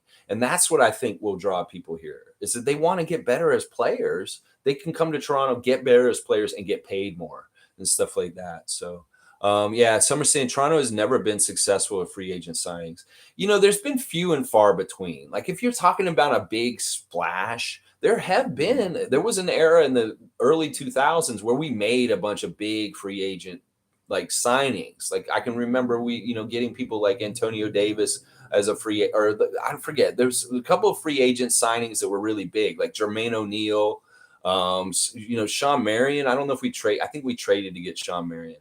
But there were some big splashes, like even that Hakeem Olajuwon deal and stuff like that. That was interesting that we signed him as a free agent and stuff like that. So if one of the greatest players to ever play in the NBA wanted to come to Toronto at that time, Hakeem Olajuwon, that says something, at least in itself. I mean, even though he was a bust and he was worthless to us and stuff like that. But yeah, you know what? I would agree with this. I'd say that Toronto isn't very successful with free agent signings or have a whole lot of history with it. But that hasn't hurt us also. It's very interesting and strange. It's like trade stuff and stuff like that. Let's see. Some are saying, in some sense, I think management understands that, and they have diverted their attention towards scouting deep drafts and player development internally. Yeah. Yeah. No, I think that they had to. Like at some point, maybe when Masai came in their 2012 or whenever he came in around then, he was like assessing things like, well, we can't figure it out this way because obviously we can't do it this way. We're going to do it to our strengths. And my strength is scouting because I'm a master scout. I'm really good at seeing talent and figuring out whether it's good or not. And that's what we'll do. We'll really focus on the scouting and unearthing good talent at different places where we can acquire it. And then, we'll look at trades. If I can be a masterful trader and trade different players and different things, the Rudy Gay trade, Bargnani trade, different things like that, and I can improve the team that way also. And then once again, like you're saying, the internal development of the individual players that are already on the team goes up. Fred VanVleet, Pascal Siakam. If these guys were on other teams, they may not have gotten anywhere near the ceiling they're at right now. That we allowed them and fostered them in an environment for them to grow into all-stars and stuff like that. They may not have been all-stars on other teams, stuff like that. So, all right, let's see. Let's see. G saying family and friend passport issues seem to be a reason free agents find it difficult to come here. A former NBA player, forgot his name, mentioned that. I can see that being an issue in some ways. I mean, but in a way, that's kind of a cop out too. There's some of it is that Americans don't understand like international or like traveling, things like that, because they're so close-minded. Like you hear when a player says something like, oh, I've never been to Canada, or I never thought I'd ever go to Canada in my life. That's partly because they grew up in a place and they were probably like, I'm just staying in this place for the rest of my life kind of thing. It's a really like boxed in kind of American like mentality. And that may be part of it, is maybe like, oh, that's a whole hustle to try and get all the way over there and do this stuff. Sure, there's a lot more of weird hoops that you have to jump through if you're going to play for the Toronto Raptors. But this is the thing, too. I will say this, that the team, the franchise, has a whole team that helps the players and with whatever. If there's problems with these issues with families and friends and stuff like that, well, maybe they need to be like, stop being lazy and just go do the work and get over there themselves. They're a friend. But the team will actually help the players and their families like get over and be able to come and help them with all the different changes of being in Canada as opposed to the US and stuff like that. But yeah, I can see where that could be an issue. It's a hassle. I'm sure, like if you have your friends, you want them to come to your games and you're playing in another country, sure. and stuff like that. Summer Low saying the last year we had some cap space. We got Aaron Baines and Alex Lynn. Yeah, that's that's not enough cap space, and those aren't the best players. And also, that was at the last minute. We have to remember that whole summer was condensed into a month. Like they finished the bubble playoff, and then all of a sudden they tried to do the draft, free agency, and everything all at the same time. And there were really kind of just scraps around, and that Baines and Len were us just trying with the bat at the ball to try and get some sort of center for that season. But that happened really fast and quick. Let's see. Okay, Kai Sotto is not the Korean player. I thought he was Korean. Okay, so he's Filipino. Who's a Korean player? He goes to Davidson. Okay, I don't know that player. I'll have to find out more about them. I'm sorry I got them confused. I just thought you meant Kai Sotto just off the top of my head. Summer Low saying Jermaine O'Neal and Antonio Davis were trades. Yeah, I didn't mean to say them. I was trying to think of who were the big free agency signings in the early 2000s because we did have some. We did get some free agents around then, from what I remember. And even now, in some ways, these, Gary's a free agent last year. We signed him, to a contract last summer. That counts. Gary Trent Jr. re-signing with us in the summer was a big deal, and that's another one. So even if we're retaining people, I guess, I don't know. It's so gray area sometimes when you're talking about free agencies and retaining free agents and stuff like that. Because sometimes we just like to stay within and stay the course with people, and that when they become free agents, then they turn around and just re-sign with us. Would that count? Are you talking about just new acquisitions through free agency and stuff like that? Let's see, but those were good trades. Jermaine O'Neal I wish he had done more for us. Davis was definitely a good trade. That Jonathan Bender trade the Bender trade didn't work out for Indiana. Yeah, Davis, we got a serviceable player, and it was such a weird trade. I was like, wow, we're trading our draft pick for Antonio Davis right now. I was like, this is kind of weird. I don't like this necessarily. But then Bender was a bust. So it was absolutely the best move because we ended up getting an all-star in Antonio Davis. So it was really good. Lolita is here. Good to see Lolita. DeMar DeRozan was interviewed at one time. He says that until he was playing with Spurs, he didn't realize the long walk in the airport to the plane. Oh, he's talking about at Pearson. Okay, there's another reason why nobody wants to play for Toronto. Is like our airport has such a long walk through it to get through customs and all this other weird shit. These guys should be getting some sort of not with public kind of transition through VIP kind of sky lounge kind of treatment, like Delta Sky Platinum member gold card. Don't they have another exit or entrance? I would hate to see the Raptors just standing at Pearson in customs with everybody waiting to get on those touch screens and do their passports and shit. They should have their own private way to go through and get through quickly or something like that. But that's interesting that DeMar said that that he didn't realize that it was that our airport had a really long walk, and it really does. That's the thing. Also, we got to realize some of these kids are so young, and they come from backgrounds where they're not that worldly, and they come to new places and they're discovering it for the first time and stuff like that. Their horizons are getting expanded and stuff. So there's stuff that they didn't know that they learn and stuff like that come into place like Toronto. I'd be really interested to hear what all Scotty learned being a pro this year in the NBA, playing for Toronto and different things like that. I'll bet you he loved it all. He just loves the structure. He just loves NBA life. He loves getting that itinerary of what he needs to go do every day and all the team functions and being with the team. He eats it up. He loves all that stuff. So good. Summer Lowe saying TJ Ford for Jermaine O'Neal was a wash. Yeah, I don't know. TJ is really sad, his injury kind of really did mess up his career with his back because he was really looking good. And when he was dueling Jose for point guard duties, that was such an interesting time. But that was really the only thing really going good for us in some ways. We were not a good playoff team at that time with Bosch. We had no legs. We could make the playoffs here and there, every other year, but then not do jack shit in the playoffs for sure.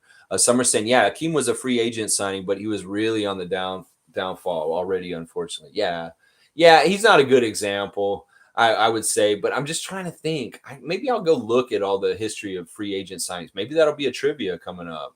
Like the history of every single player that was ever signed as a free agent in the history of the NBA, the Raptors. That would be very interesting. Some are saying, I agree with you. I really liked Andrea Bargnani. I think he never got to his potential. I think that it was really, honestly, I think that it was just that he was a European player. That he didn't totally translate to the NBA game. That it really is true that the European game is more finesse, less physical, very soft, kind of like, that was his game. And he didn't like the physicality of the NBA to a degree. And that hampered him. But he was so interesting coming in. I remember when they made that pick, I was reading up on him all the time. Il Mago. They were talking about how he was the European Magic Johnson and that he would be able to do all this different stuff like pass, shoot, do everything. And what he really ended up becoming was a big guy who couldn't rebound but could shoot the three. And in some ways, he was very serviceable, and his stats are not bad. Like, if we're going to look at every single number one pick in the history of the NBA, sure, there's superstars, Shaq, there's absolute amazing LeBron James, but there's also players that were busts that didn't do jack shit, like Michael Olakandi or even Kwame Brown. Although Kwame Brown's very similar to Andrea Bargnani. They were both number one picks, but they had very good long careers. And that's what I'm saying. Like, even a number one pick that's a serviceable pro for at least 10 years, to me, that is a success because they stuck in the league for that time. And even being a bust to a degree and not being up to the potential of what people thought they could be, they still stuck around and played that whole entire time in the league, which is really impressive in itself. Just staying in the league for 10 years is really impressive. Yeah. So let's see. Some are saying didn't think Toronto needed to make that trade, to be honest. I'm not sure which one. And some are saying Gary, we had bird rights though. Yeah. Those, I guess that, like, that's technically we could have taken him, but if he didn't want to be here, he could have been a hard ass and got clutch and said, hey, something like that, trying to make his way out. But I know he loves it here and he's really happy here and stuff like that. G saying we got Champagny. No, he is a role player, but he wanted Toronto only. There's a good example. G saying this, that Champagny, as an undrafted player last summer, had 12 teams that were interested in him, and he chose Toronto, and then he wanted to come here. It'd be real interesting to see if Julian shows up with him this summer, and that we have both Champagny twins fighting for spots on the Raptors and stuff like that. Let's see. Some are saying Bargnani didn't work out because Bosch was here. They forced Bargnani to gain weight and play the five. Yeah. And this is the thing. If you're going to have your two best players be two tall guys like that, and they have absolutely no defensive credibility near the basket, and they have really not that good of rebounders. Like, Bosch was okay at rebounding, but this is the thing. Neither one of them had any weight. Really, you're saying that they made him gain weight and try to play the five, but this man was never going to be a good defensive center, Andrea Bargnani. It's just that he just didn't have the chops and like different ways. And like having Bosch and Bargnani as a combo, as a team, was really bad. It was like poor team building. It's like these players did not fit together. And that it was very frustrating during that era because they look, this is the thing. It's like what we say, you can throw talent together. It doesn't mean that it works together, that it just doesn't fit. And Bosch and Bargnani did not fit each other. One of the two of them needed to be a big physical guy like Charles Oakley. And then, the other guy didn't need to be there. It's like if you had Bosch with a Oakley type, then that would work. If you had Bargnani with an Oakley type, then it would have worked. But you couldn't have two soft big guys.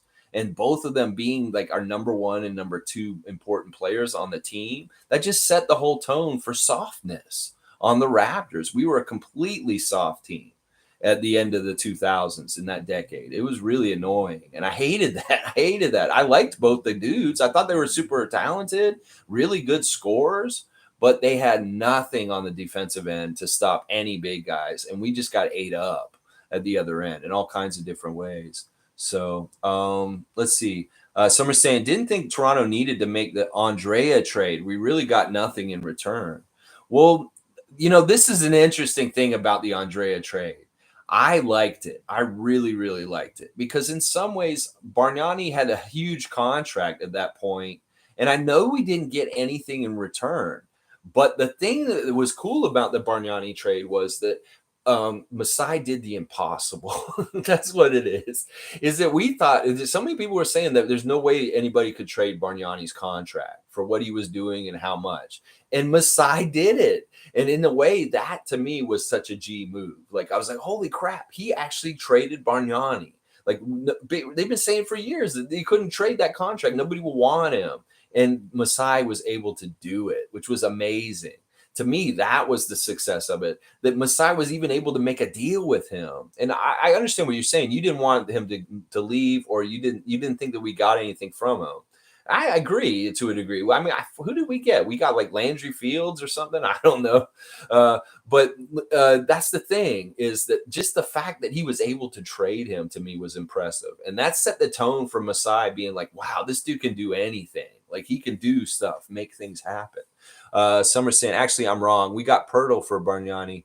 Then we got Kawhi for him, and then we got a championship. So thank you, Andrea. Okay, so that was the chain reaction, was that we got Pirtle for Bargnani. That's a big upgrade. I think that Pirtle's a way better, well, at least a way better defensive player than Bargnani is and stuff like that. So, yeah, that's interesting. Summer's saying he was a 20-point scorer that final year.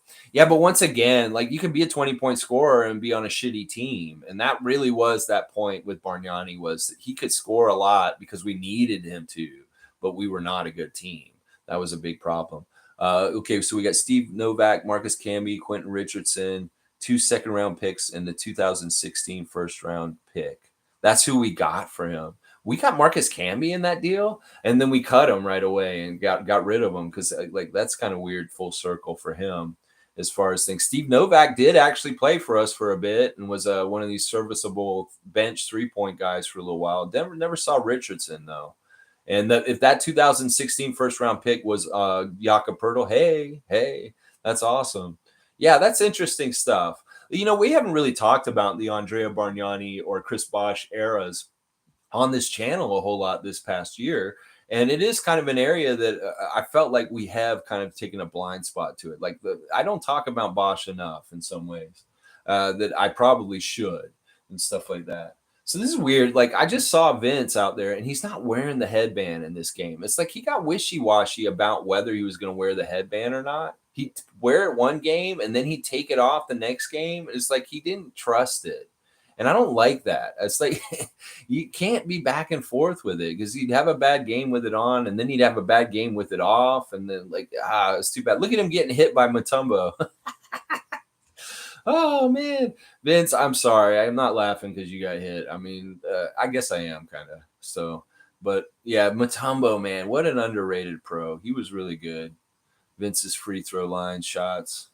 Yeah, so, yeah, I don't even know what the score is on this game. They were showing a Vince stat line for a second. First 3 games, 18.3. Last 6 games, 33. So he played really shitty in the first round, and he's played really well since, is what they're saying there, basically. And he's got 14 in this game in the third quarter. That's not good. So he's reverting back to his shittiness from the first 3 games of the playoffs. And the score is 59-83 Philadelphia with 25 seconds to go in the third quarter. That is awful. That is absolutely awful and dreadful and stuff like that. So, yeah, talking about this series, Vince went to his graduation, and now I'm seeing Steph Curry got graduated from Davidson finally, like this past week. And he didn't even go to his graduation. He's in the playoffs. He's playing. He did it virtually.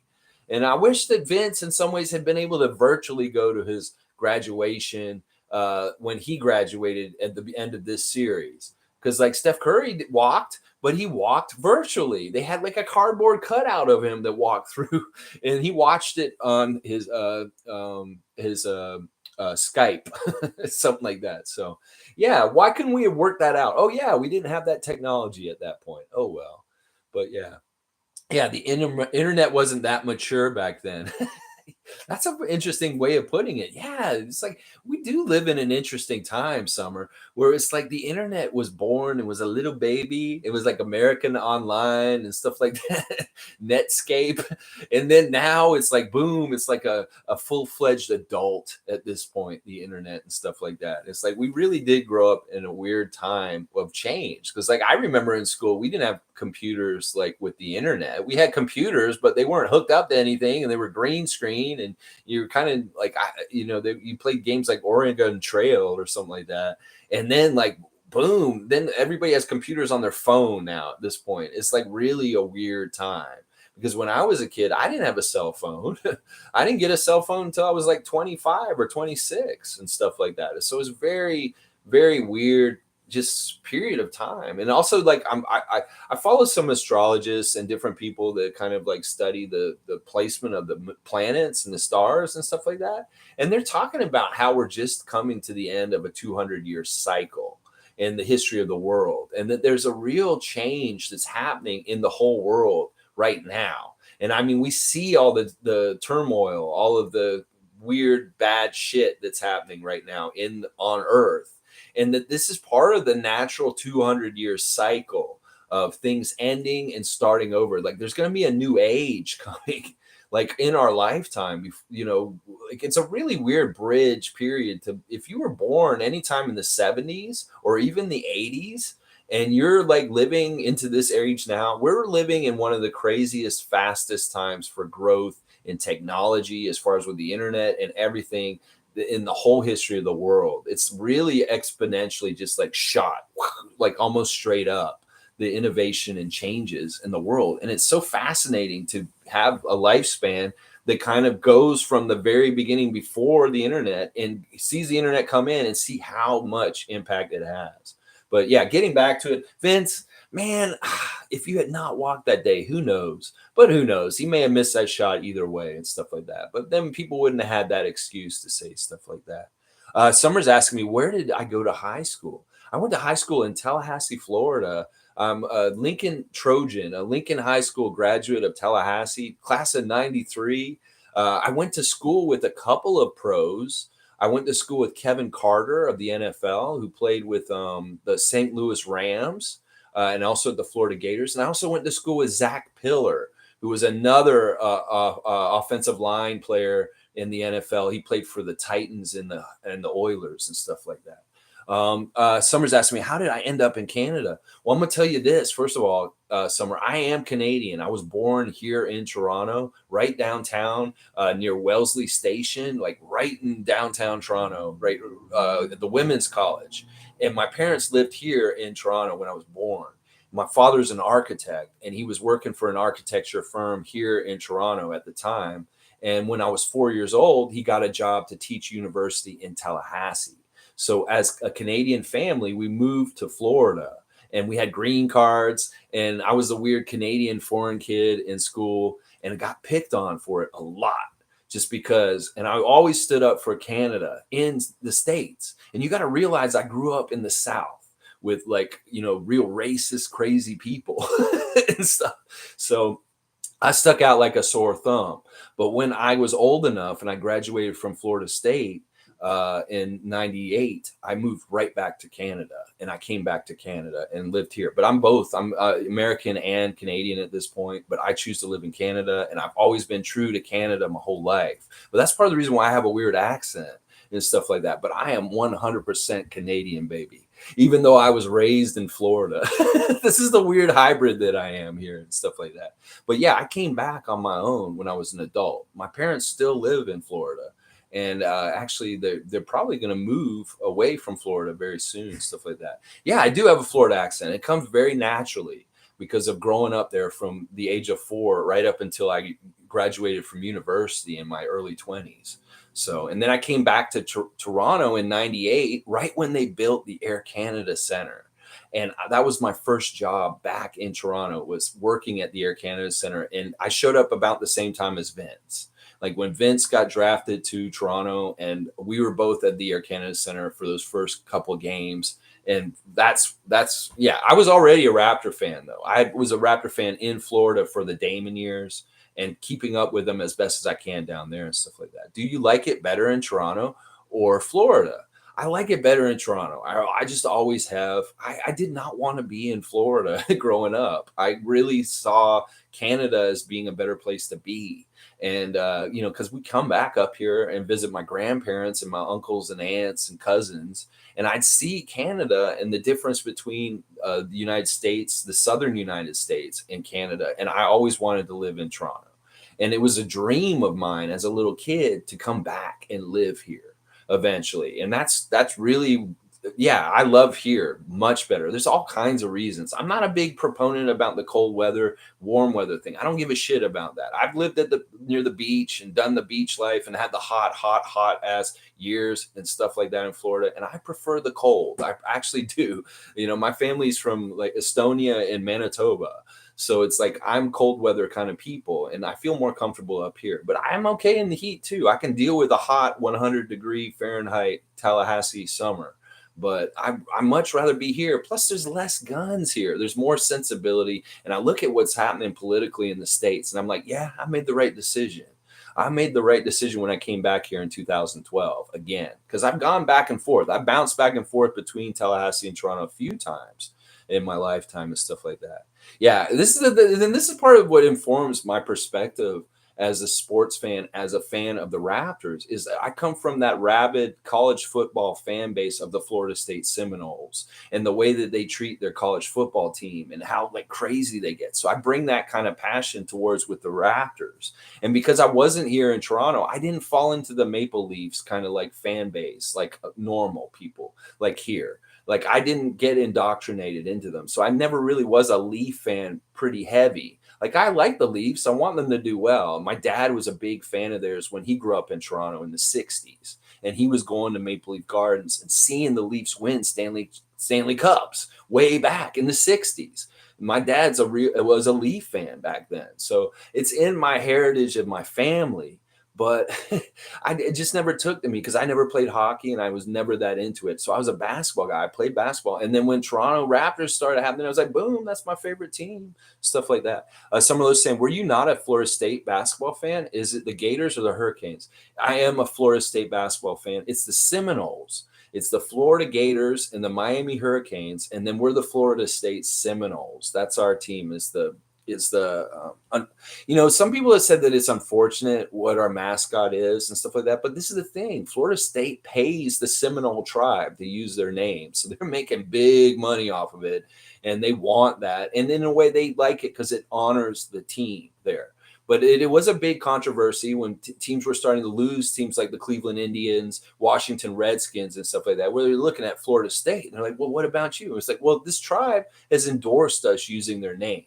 And that's why it's like, no, that's okay. Everybody says this kind of, they get it mixed up. They want to say that I'm a Gator, and then I get real mad because I'm like, no, I'm not a Gator. That's like the arch enemy. That's like the Habs to the Maple Leaf fans. So, yeah. So this really that kind of stuff. And I did really enjoy Florida State basketball. I mean, they had Coach Leonard Hamilton, Scotty Barnes, Sam Cassell, Bob Sura. There's a great history of Florida State basketball players and different things. Players and stuff like that. And I took classes with the basketball team. Like I took basketball theory classes at Florida State, and I was in a class with all the players of the team. And the assistant coach was the teacher, and they were teaching us theory. This is a really cool class I took at Florida State. Let's see. Wait, didn't Scotty Barnes go to Florida State? Yeah. Scotty and I went to the same university. I'm a graduate of Florida State University, and he attended Florida State for his 1 year at university. So I have a lot of knowledge about where Scotty went to college and stuff like that. And him and I are one and the same. So yeah, that connection between Scotty and I is really good. Is that I kind of know his personality and stuff because he's from West Palm, and I know kids that are from West Palm from going to Florida State.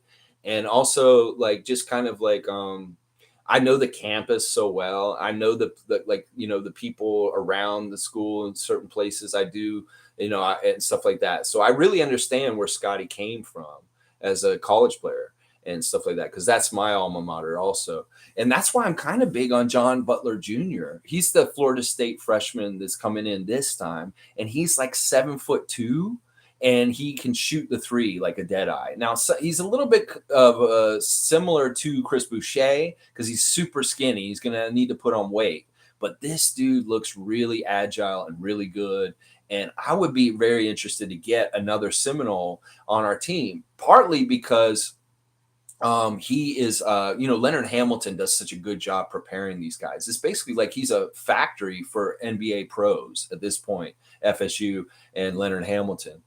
He's projected. I've seen him in a couple of different places. Like, it's so weird because you look at different projections, and on some lists, they're not even in the draft. And then in some lists, you see them in the top 20 or top 30. And that's the thing. I've seen him in the top 30 and projected in the first round, but I've also seen him projected not even getting drafted. But the thing about him that I love is he has a real 3-point shot. It's like basically Chris Boucher, but he has like he has like a fundamentally sound trigger and shot. Like, it looks good, and it looks like it can be. It's more like Gary Trent's shot than Chris Boucher's shot. It has a good rotation, and he has a really good release. He has a good shooting technique. And like I said, he's like 7'2", so he can do a lot of the shot blocking and rim protection near the basket. He's not physical enough to body a big like Jokic or Embiid, but he can definitely draw people out and hit the three and get them out of the paint when we're playing against them and stuff like that. So I've seen him anywhere from like 50 to down to like 25. So I don't know exactly where he'll be and if they're looking at him or not. Summer's saying, I have a feeling that Masai already knows who they are drafting when they made the trade for Thad. They knew that pick would be in the 30s. Yeah, I would believe this too. Like, you've got to wonder, these guys have like different, they probably have a board in their room that they meet and hang out, and they have it all written on there, and they probably just adjust it for what changes as far as like, they saw the draft lottery last night, and they probably changed it, switched it around for what they think is going to happen with the draft lottery. And then, they make the changes, or they hear maybe somebody commits or decommits or something like that, or, whatever, like the Leonard Miller news of him being eligible for the draft, figure that all in. I'm going to guess that it's probably somebody that's totally off the radar. They may be somebody we haven't even uttered their name yet. And then they'll say it, the 33rd pick, the Toronto Raptors draft, DeJuan Jones. I'm like, DeJuan Jones? Who's that? Who the fuck is that? It's like, that was the same thing that happened with Bruno Caboclo. It's the same thing that happened with Pascal Siakam. You get these weird, and sometimes they work and sometimes they don't. But yeah, to me, the thing that they said about the difference between drafting 33rd and drafting 22nd is like not that big a difference to them, and the way they look at it is like they may be able to get the same person that they wanted to take at 22nd at 33 is what I'm saying. And then also Bobby Webster has talked about how this draft, it looks kind of like there's a tier. Obviously there's a top tier, kind of like this past year, where there's really, really good like top 6. And then the guys from there until into the second round are all kind of comparable. So that in a way, when you pick 33rd compared to 22nd, it's not necessarily that much of a difference, because the talent wise is a lot more equal after you get past the really premium top lottery picks. The 33rd pick could be very similar to the 22nd pick as far as like ability and who they could be and stuff like that. Some are saying, I think Masai made a blunder on that Pirtle pick though. Sabonis was still on the board at the time. I mean, we could always do this. We could do this with every single draft, every single year. I mean, look at all the different players we could have picked instead of Bargnani, the first pick. Hindsight's 2020 in some ways and stuff like that. And I know that Masai didn't select Andrea Bargnani at number 1. But that's the thing, is like every single draft, every single team, there's going to be maybe a player after them that they're like, oh, we could have picked this or would have, could have, should have. But it just didn't happen that way. And that's why we should be really happy that more often than not, we're the team that's picking the guy that's lower, that's like Pascal. And everybody's like, oh, we should have picked Pascal before. If we had picked Pascal, and we could have gotten him ahead of the Raptors and stuff like that. So, yeah, I don't think that Bargnani was bad. Now, see, that the one you just named there, Hoffa Araujo, that was a bad pick. That is definitely a bad pick. Here's another bad pick, Raptor pick, Michael Bradley. That is a bad pick. These are bad picks and stuff like that. But Bargnani was actually very serviceable and useful and stuff like that. Some are saying Bargnani's year didn't have that many good players. Noticeable was LaMarcus Aldridge, Rudy Gay. Yeah, Michael Bradley. Yeah. Remember, what was his name? Chris Jeffries. Chris Jeffries. See, I'll pull out some obscure Raptors draft picks, people that we drafted that just were not pros in the end and stuff like that. But yeah, I remember that. And also part of it was that the NBA was trying to funnel Bargnani to us with the first pick. Like they wanted us to take him because he was really kind of a risk. He wasn't a sure thing kind of number one pick. And if Toronto was going to get the number one pick in a year, they wanted it to be somebody who may have been iffy. And that's what it was and stuff like that. Yeah, Chris Jeffries was like a 20th. Yeah, I know. I'm just naming like old Raptor picks that really didn't become anything, stuff like that. Joey Graham was pretty good for a little while, but not that good. Usually the 20s are really tough. DeLon Wright was not great either. DeLon has grown more and more. He's somebody actually I'd love for us to reacquire this summer. If we could get DeLon Wright back, that'd be fantastic. We were loaded with point guards. That's one thing too that I didn't like about our team building historically as the Raptors was we always have undersized guards, way too many of them, and we didn't need to do that. And I love the makeup of our roster now with a lot less of them. In fact, if we phased more of them out in some ways over the years, that would be fine with me. Other than Fred. Fred is the only one I want to keep around. Stuff like that. All right, this game's got 7 minutes to go. It's 104-71. What a rout. I hope Sixers fans understand that this is the last time I'm going to show such glorious Sixers events on my channel ever again. That after this third game in a row of watching the Sixers beat the Raptors in 2001 in these playoff games, I've paid my sentence for losing to the Sixers in the first round this year. And this is my goodwill and good faith towards them. You will not get any further after this. This is the last time I show any games where you've beaten us. Morris Peterson, good Raptor. He's a guy. That was a good draft pick. I thought Morris was a good, solid draft pick as far as like value and longevity and what we got for him over time. Really, really good player in a lot of different ways and stuff like that. And we're playing Eric Montross right now in this game. That's absolutely insane. Okay, Alvin Boogie Williams dribbling up the court. Let's see what he does with it. Iverson's pestering him.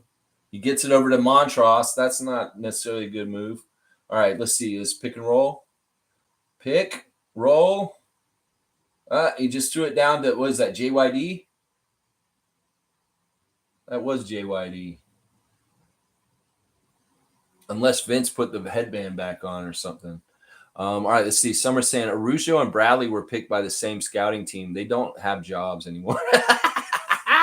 Summer, you are cold-blooded. I love that. They were picked by the same scouting team. They don't have jobs anymore. That's like Colangelo era, isn't it? I want to say that's Colangelo. It's either Colangelo or Babcock.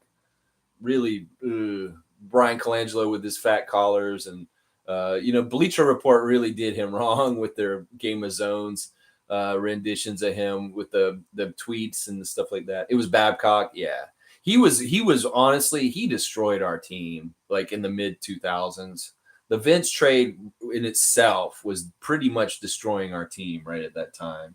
It was really, really a big blunder, and he got fleeced. He got robbed, basically. It's like Rob Babcock. Oh my gosh, rest in peace. I feel bad for the guy. He's died since, but he was maybe the worst GM the Raptors ever had, and it's too bad. Like he really screwed us up because we were already building something good with Vince. We had some good momentum. We're getting games on NBA on NBC, different things like that. And man, I think that the Vince trade is the worst trade in the history of the Raptors history, for sure. Getting Alonzo Mourning for nothing and stuff like that. The GM the guy after Isaiah was Glenn Grunwald. And yeah, he was good. I met him personally when I was working at the arena. He came by my stand one day, like Stevie Roots and I were working. And we made Mr. Sub. That was my job at the Air Canada Center. And when they opened it, I was a sub maker. I worked at Subway before that, and I was really fast. At Florida State, I made subs at 2 a.m. on the weekends for the drunks when the bars would close. And I'd be in there at like 2 a.m., 3 a.m., and we'd be having a line out the door because all the bars would let out at the same time. And all these crazy drunk idiots come down the strip, come to our Subway and eat. And I would be like, I was like a samurai, like I could just like cut the bread, do everything, throw it all together and make a perfect sub real quick. Well, I went to the big time. That's really the truth. Like I was small time in Florida State at Florida. And then when I came back to Toronto, I went and joined the pros at the Air Canada Center. And the biggest challenge was for the hockey games, because the hockey games were the periods everybody got out of their seats for Leaf games, and they'd all come bombard you all at once. And in those little bit of time in between, you had to be quick. And boy, was I quick. I was one of the fastest Subway sandwich makers you could find. I could still do it pretty quick to this day. But Glenn Grunwald came by our stand one day when we weren't that busy. And he was, there was a bathroom near our stand. He was coming in to go in the bathroom. I said, "Hey, Mr. Grunwald." I said something to him because I recognized him. And he's like, "Oh, hi." And it was like, he was a very nice man. I was very, I was talking regular, like GM, like NBA stuff with him. I was like, "Well, what are you going to do with this player?" Or something like this stuff. And he was like very kind and listened to me. And he actually spoke to us for about 5 minutes. So I have nothing but love and respect for Glenn Grunwald. He was good for the Raptors. You're right. He was one of our better GMs at the time. He was actually the guy who kind of built our first playoff team and stuff like that. And the thing about him is interesting is he's best friends with Isaiah, because they have the connection at Indiana University. And that's part of the reason why he was our GM, was because he was an Isaiah guy. And Isaiah left, but he stuck around, stuff like that. So let's see. Summerlow says, "Sad Raptors have only had one number one pick since its inception. Sixers have had so many number one picks." Orlando's really been spoiled with them. We should have had 2, Summer. You know that the year that the Sixers drafted Allen Iverson, we won the draft lottery that year. That the Raptors got the ping pong ball to get the number one pick. But this is kind of what I was talking about earlier. There's a rule that said that expansion teams can't get the first pick within a certain amount of years that they've been in the league. So they pushed us down to 3rd in that draft, and we ended up getting Camby instead. But we could have gotten Iverson that year, and that sucks because like we were supposed to get Iverson that year. And that Philadelphia number one pick in some ways wasn't really valid. Oh, we got 2nd? Or something like that. I don't know. We were supposed to, I thought we had the number one pick that year, actually, or something like that. Maybe it was 2nd. You might be right. But yeah, we did get shafted in that whole thing. And as far as like, I didn't understand it at that time. I was like, we just won the lottery or something like that. And we weren't able to pick the pick. I thought that was dirty. And that was one of the first moments where I thought the NBA was being wrong to the Raptors in the first place, right away. Stuff like that. So 3 minutes to go, and it's still a 20-something lead. It's not pretty and stuff like that. But hey, it is what it is. Let's see. Summer saying it's part of the buy-in ante for a new team. Yeah, I think you're right. That's what I remember. They're saying that like if you want to be in the league, well, you can't have this and this and just for that. And it sucks. You know, I don't want us to get another number one pick, honestly, because it means that we're really bad, and I don't want us to get to that point. Like last year. With the Tampa year was enough for me. Like that was enough disappointment and weirdness for a year. And it was very fruitful. And as Masai said, we won last year because we got Scotty. But I don't want to go through that anymore. I hated that Tampa year. It was so difficult to watch. I hated the team playing in Tampa. I hated losing so much. I hated seeing COVID ravage our team in different ways. And it's not worth it to go through the losing and the sadness. I'd much rather stay a consistent winning in the playoffs every year kind of team and just kind of restructuring and rebuilding within to continue to stay at that level than dropping all the way down to the bottom. And that's why I kept arguing with everybody this past summer, last year, that we're not a rebuild. We are just a retool. And that we weren't that bad in Tampa. We just had extenuating circumstances that made us bad. And that we're still a playoff team. And we would have made the playoffs last year if we hadn't got hit by COVID right when we were revving up our engines at the beginning of the year, January or February of the Tampa year. That we were on our way to getting over 500 and getting towards a playoff spot. But then boom, the coaches are all out, and then boom, the players are all out. And then boom, we're free falling. And then, you know, Bobby and Masai are talking about, well, maybe we should strategically lose a little bit and stuff like that. So Leslie's saying, I think most of the number one picks are overrated. yeah, to really hit it out of the park. I mean, look at last year. Kate Cunningham is a great player. He's going to be good, but did he win Rookie of the Year? Will he be the best player going forward? I don't know. That's not for sure. I'd like to think that our guy is going to be the best player from the draft last year, and he was picked 4th. So it's saying Michael Jordan wasn't a number 1 pick. He was the 3rd pick in the draft. It's stuff like that makes you realize that like it really is the aptitude and the smartness of your management, your general manager, and who's picking the team and stuff like that is such a huge factor. Because if they gauge a guy a certain way and they're absolute crap, and it's all over for them. I'm sorry. Let's see. Summer's saying we always had the better pick than the Grizzlies, though. Laugh out loud. Also, at Leslie, most of them are pretty good. There's some busts, but tons were good, though. I think overall the Raptors have been a really good drafting team throughout its history. There was a period of time when we were talking about with Rob Babcock and a little bit of Brian Colangelo where we were getting players like Arujo, Jeffries, those kind of guys, and they weren't as good. But in the very beginning of our franchise, Damon Stoudemire, boom. Fantastic first pick for the Raptors. McGrady, Camby, Vince Carter, Morris Peterson. You go down the list of our draft picks in the early years, and they're fantastic. They're all really serviceable, great players. And then more recently, our draft picks have been phenomenal, really in the last 10 years also, with Masai at the helm and stuff like that. So I don't think we've had many busts.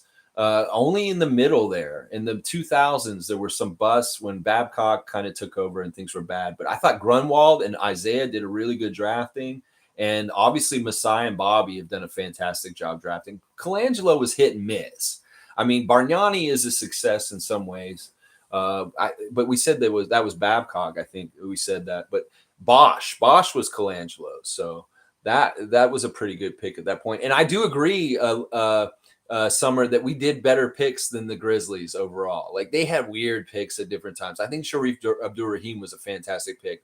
Bryant Reeves was not. Mike Bibby was, there was a couple of weird Grizzly picks that were, fairly okay and stuff like that. But yeah, the Grizzlies were in trouble all along. Like, because listen, they weren't going to be better than the Raptors in some ways. They just didn't have the kind of resources and things that the city of Toronto has there. And, there wasn't as much interest in different ways. So they were always going to be kind of compared to us. And if they weren't doing as well as us, then they were in trouble. And that was part of what happened with them leaving and stuff like that. Let's see.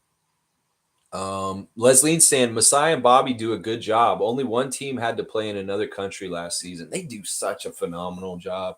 And we need to give them more credit for the ship that they keep together and sailing with all the adversity and weird stuff that happens to our team and stuff like that. I've thought about this recently that, the Raptors have always been a franchise that has done really well in bad situations. If you think about how many years we played in the Sky Dome in that really bad arena and stuff like that, we've gone through so many different kind of weird periods where we haven't been the most comfortable, whether it's Tampa or the Sky Dome, things like that.